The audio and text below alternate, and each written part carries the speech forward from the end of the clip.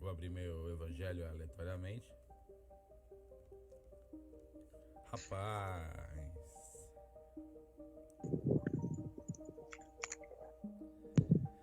eu acredito que esse evangelho,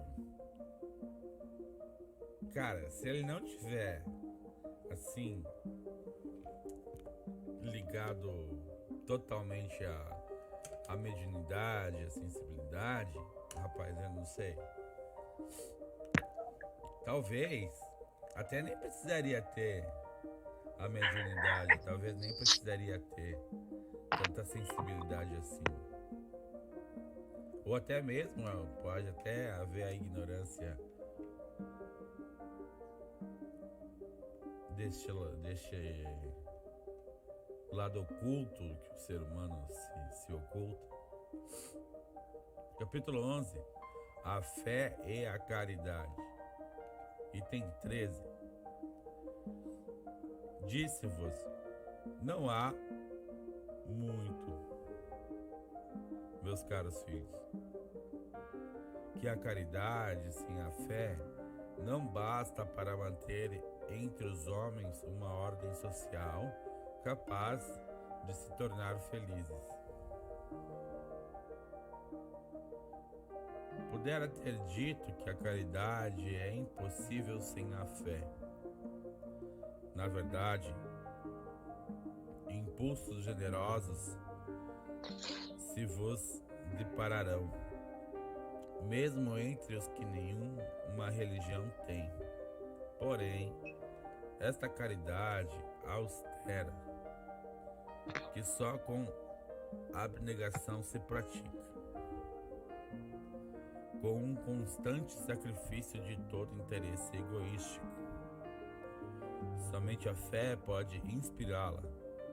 Portanto, só ela se possa carregar com coragem e perseverança a cruz da vida terrena. Bem, Edson,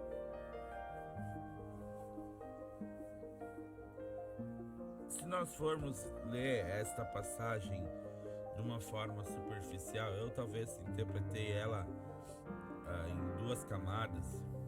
A primeira mais superficial, onde nós podemos aparentemente compreender que a caridade sem a dor e sem o sacrifício não é caridade. Mas nas entrelinhas aqui eu percebo que talvez não seja assim tão superficial, né? Talvez ele venha retratar ou venha nos sugerir, perdão, é a palavra mais correta, que a caridade ela teria que ser não eu vou usar essa palavra, mas se eu estiver errado me corrija, Edson. Um impulso natural, ou seria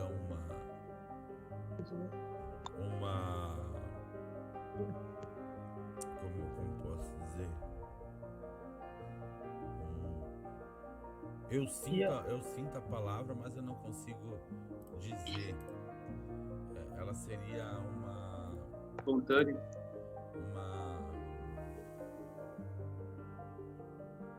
É como o sol. O sol simplesmente é o sol. Ele não se importa em que os outros acham de que se ele é muito forte, se ele é muito fraco, ele não se importa. Ele simplesmente é. Fique à vontade, amigo. Seria algo assim? Como tu poderia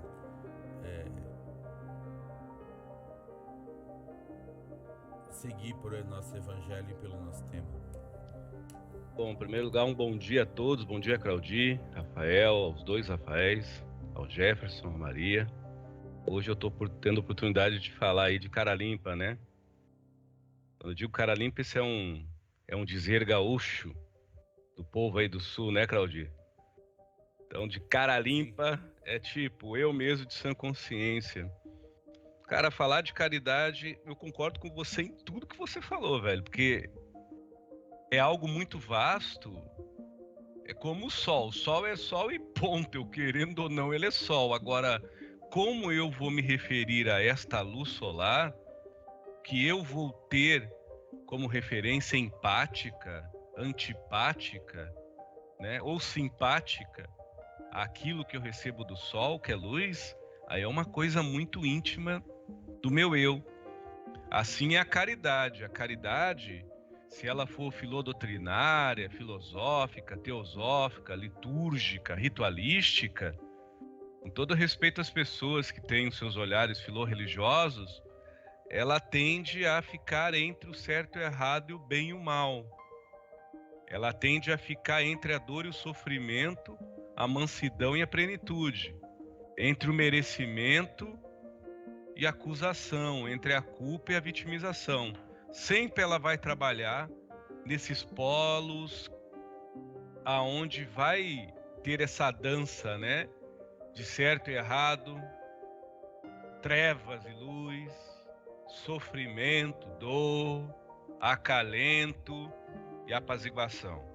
Isso, com todo respeito às pessoas, se eu tiver a caridade quase como uma obrigatoriedade, perdão pela palavra, dislexo, eu troco o L pelo R, quase como algo obrigatório a eu ser algo, dar algo, doar algo que nem a mim mesmo pertence. Mas eu preciso me rotular, me acostumar, me forçar e de alguma forma mecanizar em mim essa atitude, porque é cristã, porque é espírita, porque é coisa dos espíritos. É uma visão errada? Não, é um exercício. Até que um dia isso acasale em mim, se case em mim, crie em mim uma realidade que eu não preciso fazer aquilo como um feito apenas, porque eu já sou o fato realizante antes do feito, que já não é só apenas, é como este sol que o Claudir falou, como este sol que eu tentei falar.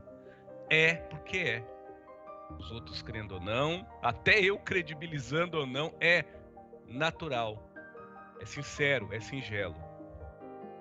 Então, se nós estudarmos o convite do Evangelho num olhar crístico, não crítico, e universalista, a caridade é um convite para autodespertamento unitário, utilizando-se da unidade expressiva do coletivo.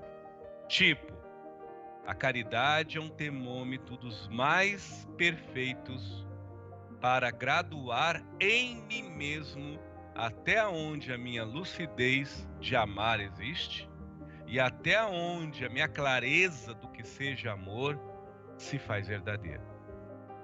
Porque a caridade não é uma obrigação, é um despertamento. Isso e essa visão eu posso ter quando eu não mais tenho a caridade como uma meta de salvação. A caridade como uma meta de livramento de algo mal. Ou a caridade como um pago da minha covardia por não me empoderar. Ou a caridade como algo proposto. A minha temência e até demência da minha autonomia espiritual de eu me acovardar, fugindo como desesperado do mal. E trabalhando como um deslocado, só no bem, só no bem, só no bem, porque é assim que eu creio, de uma forma religiosa ou santificada, pura, que a caridade é o chequinho, é a porta é a porta aberta, é o ingresso de Deus para que eu seja salvo. Tudo é uma questão de acepção de uma realidade que está para fora, mas mediante a uma realidade que eu nutra por dentro. Eu posso chamar isso de maturidade espiritual, hombridade humana, autoanálise, reflexão, educação, qualificação ética, hombridade, aí vá. Mas nada disso vai denominar-se tino religioso, timbre filosófico religioso, não. A caridade passou a ser uma prática religiosa pelo nosso medo do próprio mal, pelo nosso desconhecer da nossa sombra, e por esta forma, como se fosse um dever de ser perfeito como aquilo que nós seguimos, como um Cristo, que nós já somos. Enquanto o próprio Evangelho, segundo o Espiritismo, o Evangelho Pentecoste, o Evangelho desses católicos, até o do Novo Testamento, principalmente, todo o Evangelho do Novo Testamento, esse que é da catequese, aquele pequenininho, que tem tamanho de celular, não sei agora se existe ainda, ele é cinza, se não é cor vinho, posso garantir para vocês, meus amigos, a caridade é uma proposta de despertamento. Não é do que você vai fazer, é do que você nutre. Não é dos seus feitos, é do que você é. Porque quando você tem um senso de caridade como algo despertado, ou em despertamento, você vai ver que a maior caridade é ser solidário por si só. E a maior bondade é se permitir, em todos os seus atos, o crivo da generosidade ser o cunho, ser o verniz que lhe dá a qualidade dos seus feitos, mediante a bondade que tu acha na vida alheia. Sem isso, a caridade tende a ser um pagamento antipunitivo, para muitos, com todo respeito, né? Ou, quando não, uma muralha de autoproteção dos próprios defeitos que já guarda dentro da sua interioridade. É mais ou menos isso, Claudio. Vou falar sobre o tipo de mediunidade que a gente tem visto uns tempos para cá, né? Eu acho que se intensificou muito forte a partir desse momento da pandemia, né? Vamos colocar assim, aqui no Brasil, de 2020 para cá. Nós estamos já há 2 anos nisso e acredito que isso vai se estender mais ainda. Então, a pandemia, que eu acho que ela dá uma abrandada, não vai sumir, mas vai dar uma abrandada. E tem na doutrina que eu sigo, tem um hino, a doutrina do Santo Daime. Eu vou falar uma parte dele assim, correlacionar, né? Com o que eu vejo que está acontecendo assim. Nesse momento agora, esse hino ele já foi recebido, porque lá a gente não escreve, não usa a nomenclatura nem canalizado, nem psicografado. Fala recebido. E não creia nos mestres que te aparecem, nem com eles no caminho queira andar. Creia somente em seu Jesus, porque ele é quem tem para te dar. Siga sempre seu caminho, recebe a sua luz de cristal, que firma te compõe em teu lugar. E a partir disso, eu vejo que as pessoas estão formando agremiações que você quer permanecer, quer estar e quer fazer parte. Mas você não quer ser, nem se sentir. São os verdadeiros clubinhos, né? E quando aqueles que divergem desses clubinhos são excluídos ou são injuriados, vamos dizer assim, né? Como acontece bastante com amigo, que eu vos falo, né? Eu queria que você pudesse ressaltar um pouco sobre isso, né? Porque eu não sei o que acontece, mas eu acho que eles são bem mais expansivos do que nós, digo assim, os espíritos que vêm nos orientam, os espíritos realmente servidores do Cristo. Mas a palavra que eu tenho a dizer é que é vergonhoso certas coisas que a gente tem outra palavra, é vergonhoso. Fica à vontade, meu irmão. É interessante a colocação do Rafa aí, porque, cara, eu já me peguei participando dessa vergonha aí, Rafa. Eu concordo com tudo que você falou, meu amigo. E já produzi essa vergonha muitas vezes, talvez até hoje, até de uma forma onde eu não me analisei e não refleti direito no que eu estava falando ou no que eu estava fazendo. Tomara a Deus que se torne cada vez mais algo distraído, assim, que eu não perceba, mas não raciocinado, de pegar e induzir alguém a tal erro, ou a motivar algumas pessoas a tal desamor interior. Mas vale o que eu falei da caridade ao Cristo. Se eu tiver qualquer tipo de espiritualidade em tônus evoluído ou em evolução, como superior a meu ser, entretanto, de uma forma pretensiosa, porque isso não é fé raciocinada, e de uma forma presunçosa, extremamente carente, porque isso não é um crer sã e sadio, achar que por ter eu fé em algo evoluído, eu tenho o benemérito de pertencer, de me manter, de requerer, de ganhar, de vencer, de possuir, de obter, e só por mim e em mim assim se fazer. Eu entendi perfeitamente o que você tentou dizer, Rafa. Mas aí, meu irmão, não é uma questão filodoutrinária nem filosófica. Aí é uma questão de imaturidade humana, falta de amor próprio, ou que acontece, infelizmente, né? Misticismo, pré-junção, pretensão. Tipo, eu dou à manada o que a manada quer. Eu dou à maioria o que a maioria gosta. Quando eu comecei, não posso falar pelos outros, comecei a trabalhar com a mediunidade e a aceitar os espíritos, que eu tinha uma visão... Alô?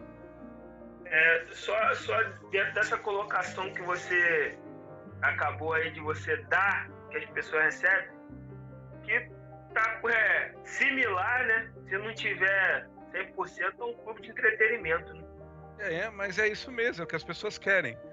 Então, Rafa, quando eu comecei a aceitar os espíritos, porque eu não aceitava, né? Eu vinha de uma outra filosofia que eu respeito muito, chamei infelizmente o Pai Benedito de demônio e tinha-o como um demônio até os meus 28 anos, faço esse relato aqui, e por um lado até é bom, porque daí eu não tive o puxa-saquismo, a idolatria, eu posso ter e tenho, um gênio um pouco complicado, um temperamento assim assado, mas uma coisa eu posso te dizer em nome do Cristo, que eu creio do meu jeito: fanatismo e vaidade com supostos espíritos que eu trabalho, isso eu posso dizer, não tem, porque eu não dou bola para nenhum, tô nem aí para onde é que tá o Pai Benedito, para onde é que tá o mentor. Pelo contrário, eu tô preocupado com os obsessores que estão perto de mim, porque se eles estão perto de mim é porque falta eu mudar e ter vergonha na cara. Agora, o mentor que eu trabalho tem muito mais o que fazer. Então, se eu penso assim com os mentores que eu trabalho, que obviamente no horário certo, no dia certo, porque mentor é isso, é disciplina e organização, não é baderna e bagunça, não é casa da mãe Joana, pode ter certeza, meu amigo, que eu falei agora cai por terra. Eu estaria aqui, como estou, concentrado, com o corpo aberto e a mente também, para se um deles quiser vir dar a comunicação, que assim seja. Agora, eu não vou estralar meu dedo e chamar o Pai Benedito para dar uma consulta para Márcia, para minha esposa. Eu não vou estralar o dedo e chamar o destranca-rua lá do trabalho dele para abrir os caminhos de um cliente, de um paciente ou de um irmão que está... Não. Mentalmente eu posso orar. Agora, a forma que está se levando hoje a mediunidade é pior de que vender por dinheiro. Porque a mediunidade, ela está hoje comprando fanáticos que estão vendendo a alma. Não é mais dinheiro.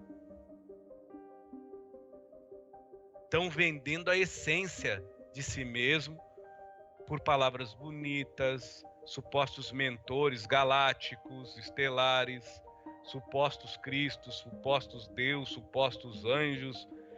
E quando você começa a olhar com muita sinceridade e respeito, porque cada um,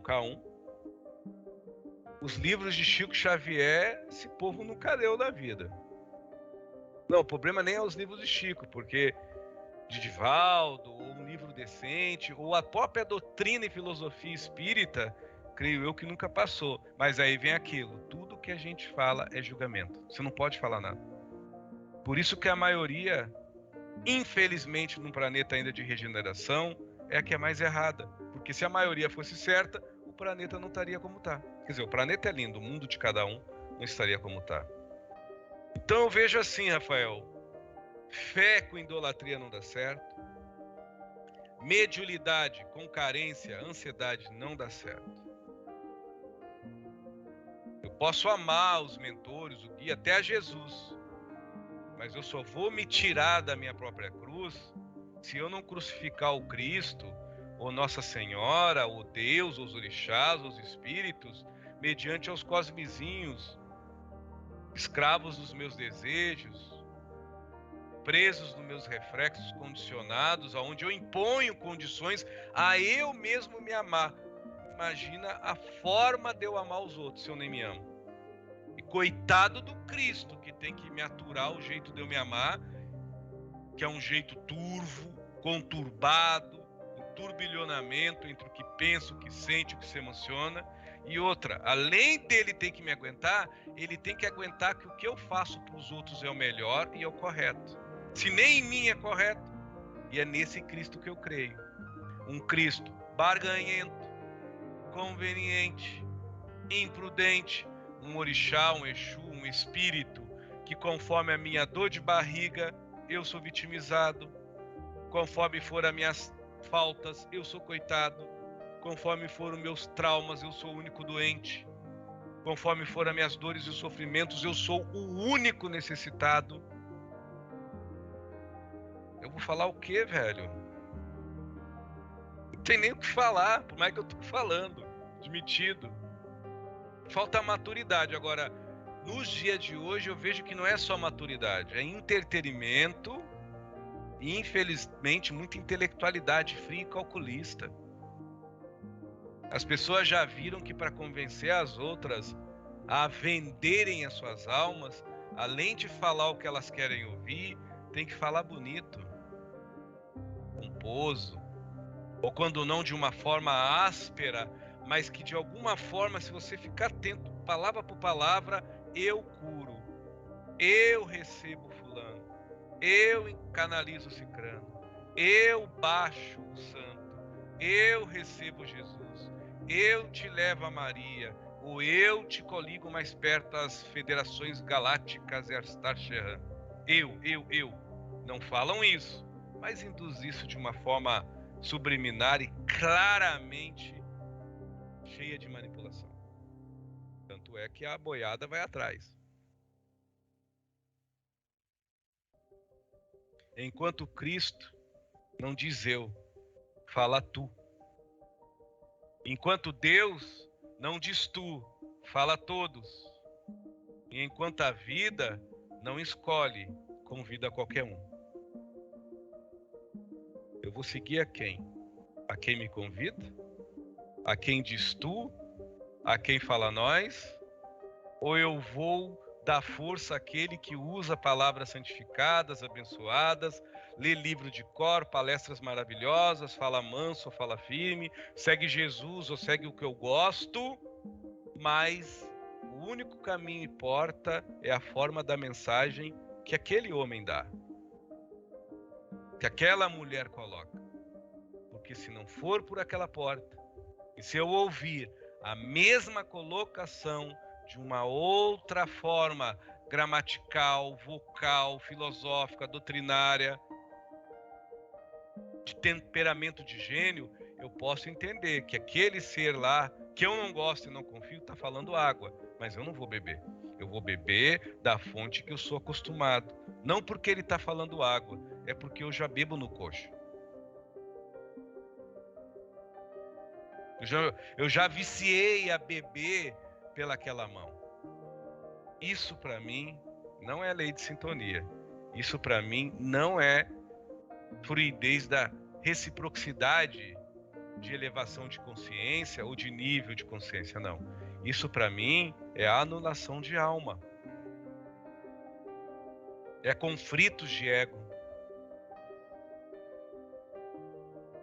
É muita consciência que tem algo errado, mas é muita conveniência de seres que andam adoentados porque vivem só na aparência e na consequência do acaso.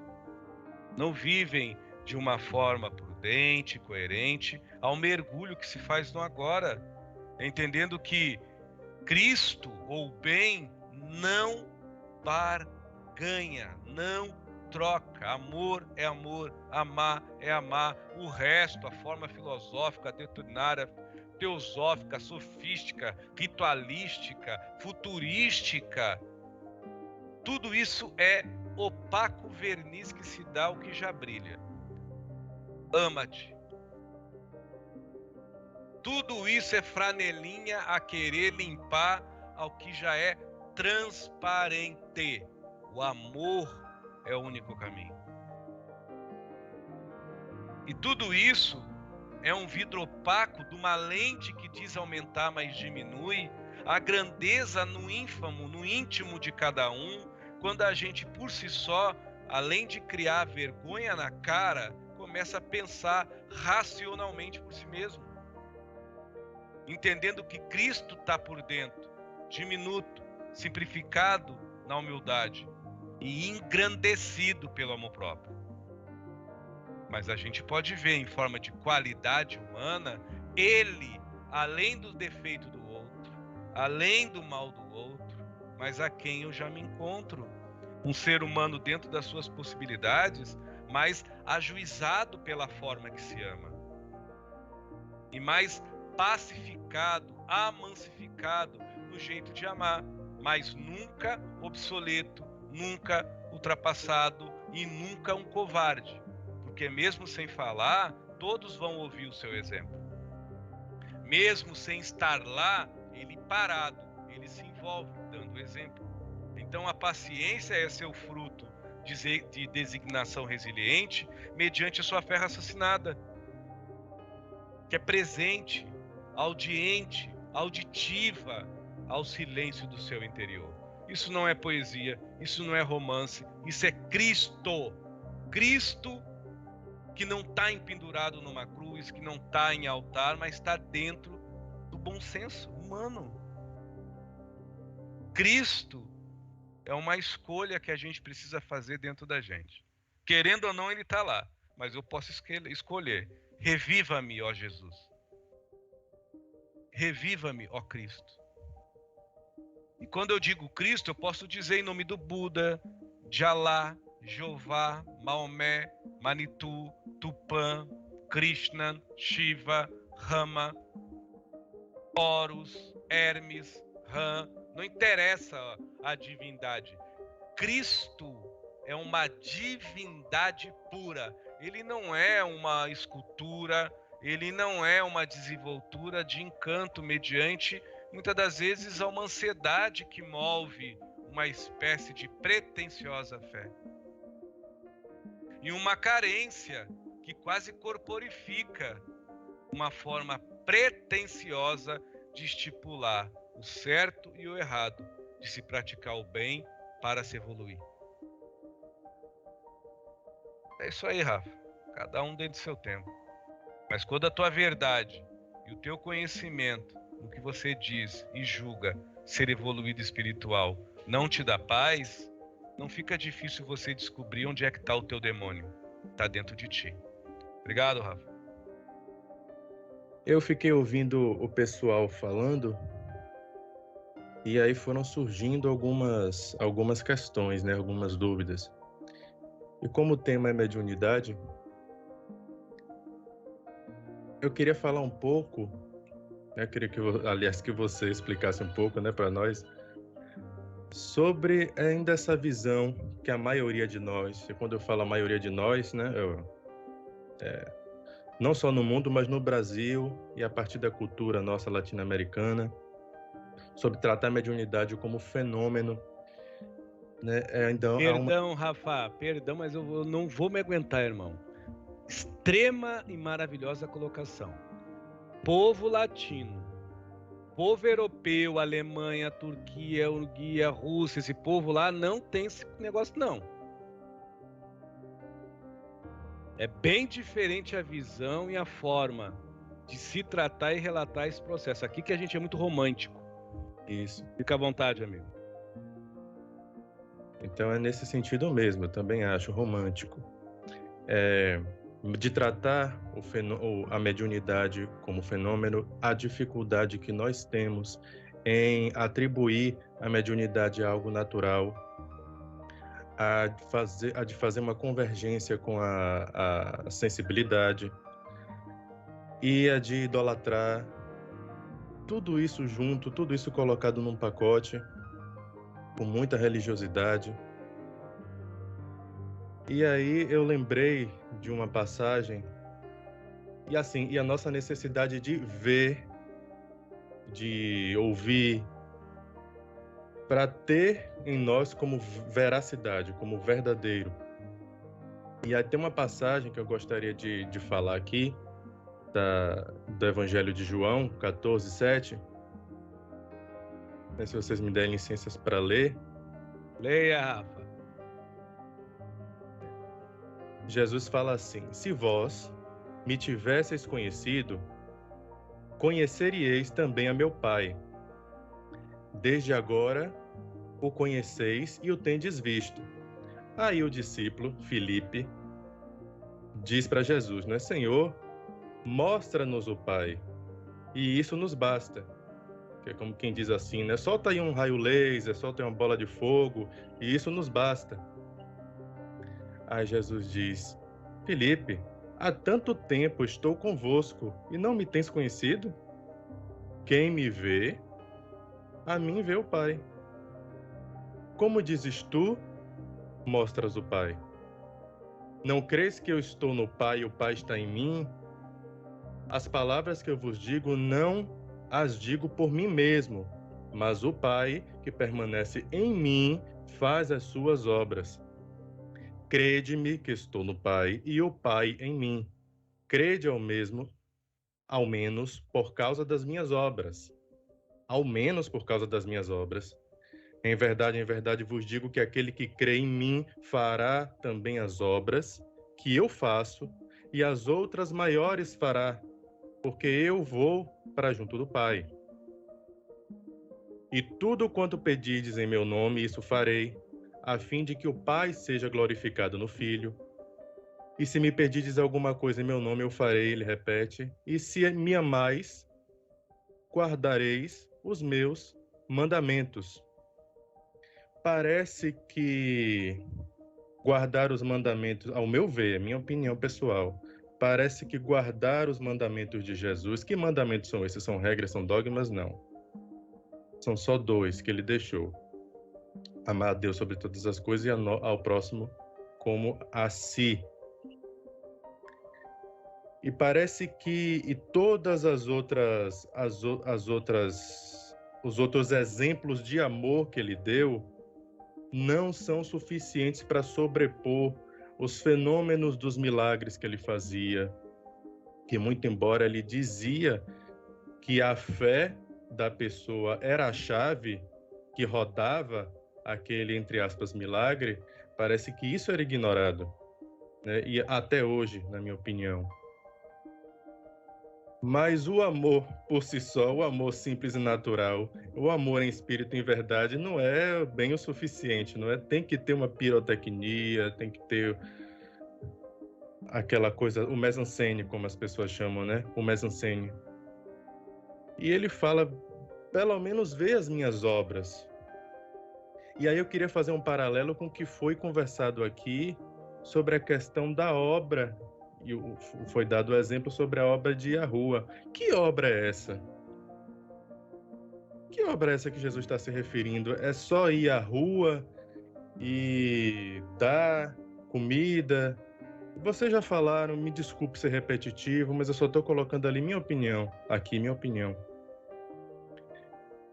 É ir à rua, é simplesmente dar comida, é simplesmente bater no ombrinho do morador de rua, dizer, come aí, meu irmão, e voltar para minha casa. Mas o que é que eu me dei? Sabe, a obra de Jesus, a obra é de Jesus. Jesus, sobretudo, fala sobre amor próprio, sobre que a sua fé te curou.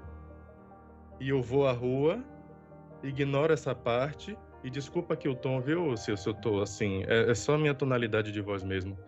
Eu vou à rua, Continue, Rafa, essa continue. parte, e dou a comida sem o tempero do meu amor próprio, sabe, me parece muito ilógico e tá tudo claro, tá tudo aqui, é só ler, é só interpretar, é só ver, tá cheirando. Mas não. Eu li um livro psicografado por Robson Pinheiro sobre o nome é Nas Ruas de Calcutá. Quem psicografou foi Madre Teresa de Calcutá. É o espírito. E aí ela é bem clara quando ela fala assim, olha, eu fui às ruas de Calcutá visitar aqueles convidados de Cristo, aquelas pessoas em necessidade, porque eu queria ver Cristo. Lá dentro do convento, eu via paredes, e só paredes. Eu queria ver esse Jesus que eu lia sobre. E aí eu fui às ruas para ver. Só que quando ela foi às ruas para ver, ela não viu necessariamente, ela sentiu Jesus, sabe? E viu várias outras coisas. Mas é esse ver com olhos de ver e não ver com olhos da carne. Então eu fiz um apanhado aqui do que foi conversado, meu amigo, e se você puder, eu sei que é repetitivo, mas se você puder falar alguma coisa sobre.